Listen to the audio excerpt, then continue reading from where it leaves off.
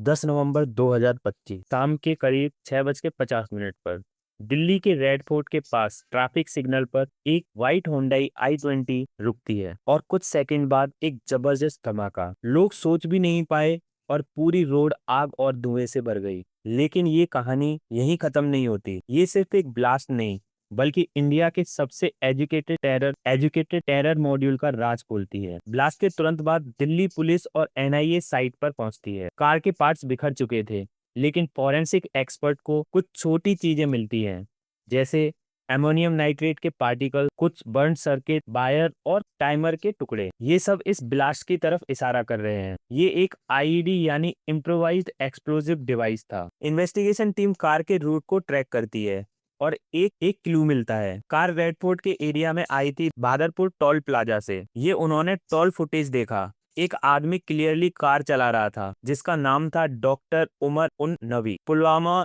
जम्मू कश्मीर का एक MBBS doctor. उसके एड्रेस ट्रेस करते हुए टीम पहुंची फरीदाबाद के दाऊद एरिया में, जहां से मिला कुछ ऐसा जिसने सब कुछ हिला दिया। फरीदाबाद के एक रेंटेड हाउस में पुलिस को मिलता है 350 किलो से ज्यादा एक्सप्लोजिव मटेरियल, जिसमें ammonium nitrate, detonators, timers, device और सर्किट थे। वही केमिकल ट्रेस जो रेड फोर्ट ब्लास्ट में मिला था, उन्हें मैच करने पर फॉरेंसिक लैब ने कंफर्म किया ये इस ब्लास्ट का जो लिंक था वो फरीदाबाद से जुड़ा था। मतलब दिल्ली ब्लास्ट और फरीदा मॉड्यूल दोनों एक ही नेटवर्क का हिस्सा थे। और यहीं से सामने आया इंडिया का पहला व्हाइट कॉलर टेरर मॉड्यूल, जहां लोग गन नहीं डिग्री का यूज कर रहे थे। एनआईए के मुताबिक इस मॉड्यूल में 5 डॉक्टर शामिल थे। Doctor Umar un Nabi, Pulwama suspected mastermind और car driver. Doctor Muzammil Ghani, Al Falah university lecturer. Doctor Adil Ahmad, same university के assistant professor. Doctor Shaheen Saeed, Lucknow based. Doctor Sameer Qureshi, Delhi NCR का डेंटिस्ट। इन पर इल्जाम है कि उन्होंने केमिकल प्रोक्योरमेंट, रिसर्च और ट्रांसपोर्टेशन में हेल्प की थी। क्या ये प्लान्ड अटैक था या गलती से हुआ ब्लास्ट? एनआईए के सोर्स के मुताबिक कार में जो आईईडी लगा था वो इनकम्प्लीट था, कुछ वायर मिसिंग थी और सर्किट हाफ कनेक्टेड था। मतलब या तो ये टेस्ट रन था या फिर आईईडी को कहीं और ले जाया जा रहा था, लेकिन हीट या टाइमर माल फंक्शन की वजह से प्रीमेच्योर ब्लास्ट हो गया। इसी वजह से एजेंसी कह रही है ये एक प्लान था, हड़बड़ी में फेल हो गया। इन्वेस्टिगेशन अब सिर्फ दिल्ली तक सीमित नहीं है, रेड हो रही है लखनऊ, सहारनपुर, फरीदाबाद और कश्मीर तक। पुलिस ने इनक्रिप्टेड चैट ऐप और फ्रॉड ट्रांसफर ट्रेस किए, जिसमें एआई टूल्स और बीपीएन का यूज कर कम्युनिकेशन छुपाया गया था। मतलब ये मॉड्यूल सिर्फ लोकल नहीं, इंटरनेशनल नेटवर्क का हिस्सा लग रहा था। Union home minister Amit Shah ने कहा हर एक कल्प्रेट को एजेंसी का पूरा वर्क फेस करना पड़ेगा।